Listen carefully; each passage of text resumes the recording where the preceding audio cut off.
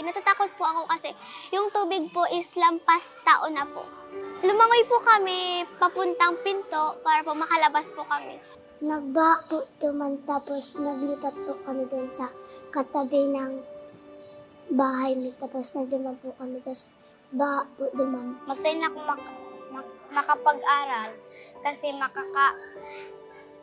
makakapagsulat na ako at makakapagbasa.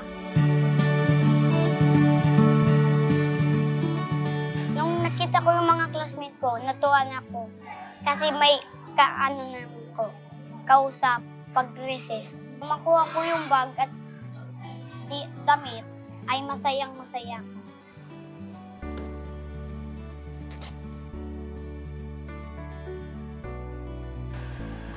Notebook. Sketchbook. Snake.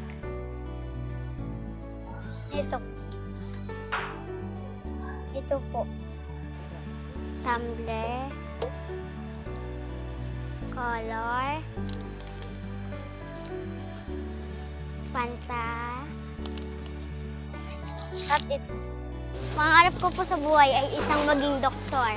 Ang gusto ko pong maging paglaki ko ay flight attendant kasi nasa aeroplano siya and meron din akong isang kaklase na ganun din po yung pangarap niya. Ang pangarap ko po paglaki ko ay engineer kasi magpapatayo ako ng bahay.